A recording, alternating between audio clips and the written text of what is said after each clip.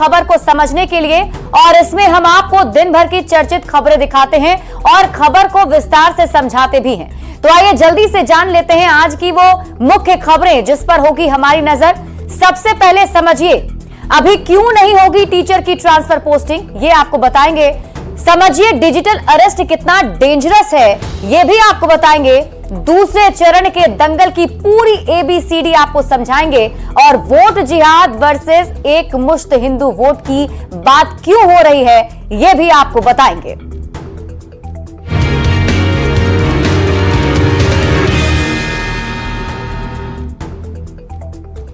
तो सबसे पहले बात शिक्षकों की ट्रांसफर पोस्टिंग की। मुख्यमंत्री नीतीश कुमार के निर्देश पर बिहार के शिक्षा मंत्री सुनील कुमार ने ट्रांसफर पोस्टिंग नीति को स्थगित कर दिया है। सक्षमता परीक्षा पूरी होने के बाद अब नए सिरे से ट्रांसफर पॉलिसी लाई जाएगी। वैसे हाईकोर्ट ने सिर्फ याचिका दायर करने वाले शिक्षकों के ट्रांसफर पोस्टिंग पर स्टे दिया था, लेकिन सरकार ने कोर्ट के फैसले के बाद ट्रांसफर पोस्टिंग के निर्णय को ही अभी स्थगित कर दिया है। सबसे पहले आप रिपोर्ट देखिए, फिर खबर तो समझिए। स्थानांतरण नीति है, उस पर हम लोग तत्काल स्थगित रखेंगे। जो नीति है उसमें आवश्यकता अनुसार हम लोग कुछ बदलाव भी कर सकते हैं। बिहार में 5 लाख सरकारी शिक्षकों की ट्रांसफर पोस्टिंग अटक गई है। पटना हाईकोर्ट के स्टे के बाद शिक्षा विभाग ने टीचर ट्रांसफर पॉलिसी स्थगित कर दी है। शिक्षा मंत्री सुनील कुमार का कहना है कि सक्षमता परीक्षा पूरी हो जाने के बाद नए सिरे से ट्रांसफर पॉलिसी लाई जाएगी। इसमें मौजूदा नीति में बदलाव भी हो सकता है। हम लोगों ने सहानुभूति पूर्वक सभी पहलुओं पर विचार करके सोचा है कि ये जो सक्षमताएं परीक्षाएं हो जाएंगी, और जो नीति है उसमें आवश्यकता अनुसार हम लोग कुछ बदलाव भी कर सकते हैं। औरंगाबाद के 13 शिक्षकों ने पॉलिसी का विरोध करते हुए 18 नवंबर को हाईकोर्ट में याचिका दायर की थी। इस पर सुनवाई करते हुए फिलहाल स्टे लगाते हुए सरकार को स्थिति स्पष्ट करने के लिए 3 सप्ताह का समय दिया गया है। मामले की अगली सुनवाई 21 जनवरी 2025 को होगी। हम लोगों ने अपना पक्ष माननीय न्यायालय के समक्ष रखा और उन्हें बताया कि रूल के कंट्रेरी जाकर के जो प्रोविजन बने हैं ट्रांसफर पोस्टिंग के, वो कहीं से भी वैधानिक नहीं है, लीगल नहीं है। आपको बता दें कि हाल ही में बिहार सरकार शिक्षकों के ट्रांसफर के लिए नीति लाई थी। इसके तहत शिक्षकों से अपनी पसंद की जगह के लिए आवेदन मांगे गए थे। सरकार ने 22 नवंबर 2024 तक आवेदन की समय सीमा तय की थी और कहा था कि समय पर आवेदन न मिलने पर विभाग अपनी मर्जी से पोस्टिंग कर देगा। अब तक करीब 1,20,000 शिक्षकों ने ट्रांसफर के लिए आवेदन किया था। साथ ही शिक्षक संगठन ने सरकार की इस नीति का विरोध करते हुए आरोप लगाया कि आवेदन की प्रक्रिया में गड़बड़ी। न्यूज़ 18 के लिए पटना से संजय कुमार और गोपालगंज से गोविंद के साथ ब्यूरो रिपोर्ट।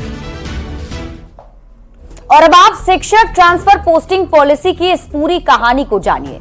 नियोजित शिक्षकों को राज्यकर्मी का दर्जा देने की पहल हुई, जिसमें राज्यकर्मी के दर्जा के लिए बिहार विशिष्ट शिक्षक नियमावली बनाई गई। नियमावली के तहत शिक्षकों से आवेदन मांगे गए और शिक्षकों से 3 जगहों का ऑप्शन भी मांगा गया। मतलब शिक्षक 3 अपने पसंदीदा जगह के ऑप्शन को भर सकते थे। मेरिट के हिसाब से जिला अलॉट करने की बात हुई। इसको सक्षमता परीक्षा का नाम दिया गया और इसके तहत सारी प्रक्रिया हो गई। शिक्षक अभ्यर्थियों को जिले का आवंटन भी कर दिया गया। फिर उस जिले के लिए काउंसलिंग भी हो गई। अब विद्यालय अलॉट होने का इंतजार था। 7 अक्टूबर 2024 को नया नियम निकलवाया गया और नए नियम को शिक्षक ट्रांसफर पोस्टिंग पॉलिसी का नाम दिया गया। इसके तहत फिर से अप्लाई करने को कहा गया। आवेदन के लिए आखिरी तारीख भी निर्धारित कर दी गई थी और आवेदन नहीं किए तो नौकरी वाले जिले को होम डिस्ट्रिक्ट माना जाएगा, ये तैयारी कर ली गई थी। अब ये समझना जरूरी है कि शिक्षक संघ ट्रांसफर पोस्टिंग पॉलिसी में किस बात का विरोध कर रहे थे। दरअसल पुरुष टीचर के पास 10 अनुमंडल का ऑप्शन था, जबकि महिला टीचर के लिए 10 पंचायत का ऑप्शन था। शिक्षक इस बात का विरोध कर रहे थे और औरंगाबाद के कुछ शिक्षक पटना हाईकोर्ट पहुंच गए। पटना हाईकोर्ट में शिक्षकों की ओर से यह कहा गया कि ट्रांसफर पोस्टिंग पॉलिसी गड़बड़ है। नई policy Bihar exclusive teachers rule 2023 के नियमों के खिलाफ है और ये मांग उनकी तरफ से की गई, जिसके बाद हाईकोर्ट की तरफ से फैसला लिया गया। अब आप ये जानिए कि शिक्षक क्या चाहते हैं। तो शिक्षक ऐच्छिक स्थानांतरण की मांग कर रहे हैं। सक्षमता के नंबर के आधार पर स्थानांतरण किया जाए, उनकी ये मांग है। 10 अनुमंडल का ऑप्शन उन्हें नहीं चाहिए। और ऐसे में अब शिक्षक की तरफ से जब पटना हाईकोर्ट में याचिका दायर की गई तो पटना हाईकोर्ट की तरफ से स्टे लगा दिया गया। हालांकि अब सरकार की तरफ से कहा जा रहा है कि फिर से नए सिरे से शिक्षकों की ट्रांसफर पोस्टिंग की जाएगी। बढ़ते हैं आगे और अब बात अगली खबर की। पटना विश्वविद्यालय के एक रिटायर्ड प्रोफेसर से 3 करोड़ 7 लाख की साइबर ठगी का मामला सामने आया है। साइबर अपराधियों ने सीबीआई अधिकारी बनकर ये रुपए उड़ा लिए। मनी लॉन्ड्रिंग केस में गिरफ्तारी का डर दिखाया गया। पूछताछ के नाम पर 2 दिनों तक घर में पीड़िता को डिजिटली अरेस्ट रखा गया। वो रिटायर्ड प्रोफेसर है। उनके पढ़ाए कई आईएएस आईपीएस अधिकारी हैं। वो साइबर ठगी की शिकार बन गई। उन्हें 48 घंटे तक अपने ही घर में गिरफ्तार रखा गया और लूट लिए गए 3 करोड़ से ज्यादा रुपए। उस महिला की तस्वीर हम नहीं दिखा सकते, लेकिन बुजुर्ग महिला की उस दहशत भरी कहानी सुनेंगे तो आप भी सिहर उठेंगे। अगर आप भी नहीं चेते तो कल आपके साथ भी ये सब कुछ हो सकता है, क्योंकि आपके पास भी पैसे होंगे, आपके पास भी बैंक अकाउंट होगा और आपके पास भी मोबाइल फोन होगा। तो आपके लिए इस खबर को जानना बहुत जरूरी है। घटना पटना के एक रिटायर्ड महिला प्रोफेसर के साथ घटी है। साइबर ठगों ने 78 साल की महिला प्रोफेसर से सीबीआई अधिकारी बनकर ठगी की। साइबर अपराधियों ने मनी लॉन्ड्रिंग केस में गिरफ्तारी का डर दिखाया। पूछताछ के नाम पर महिला प्रोफेसर को 2 दिनों तक अपने ही घर में डिजिटल अरेस्ट रखा और महिला प्रोफेसर के खाते से 3 करोड़ 7 लाख रुपए ट्रांसफर करा लिए। सुप्रीम कोर्ट और ये सीबीआई का भी हवाला दिया कि ये हाई प्रोफाइल जांच हो रही है, इसलिए आपको जो है अगर आपको ब्लैक मनी आपके पास नहीं है तो आपको कोई चिंता करने की जरूरत नहीं है। आप अपना पैसा जो है भेज रही हैं वो आरबीआई के द्वारा चेक किया जा रहा है सुप्रीम कोर्ट के अंडर में, इसलिए आपको परेशान होने की आवश्यकता नहीं है। और अगर आप जेन्युइन पाएंगे तो सारा पैसा आपको रिटर्न कर दिया जाएगा।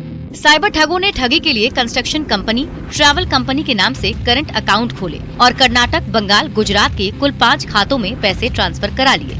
पुलिस ने इस मामले को इंटर स्टेट ठगी का मामला बताते हुए पटना के साइबर थाने में केस दर्ज करके छानबीन शुरू की। मोबाइल नंबर के जरिए ठगों को ट्रेस करने की कोशिश जारी है। कुछ दिनों पहले प्रधानमंत्री नरेंद्र मोदी ने मन की बात कार्यक्रम में डिजिटल अरेस्ट को लेकर देश की जनता को सचेत किया था। बावजूद इसके पटना में एक और कांड हो गया है। न्यूज़ 18 के लिए पटना से संजय कुमार की रिपोर्ट।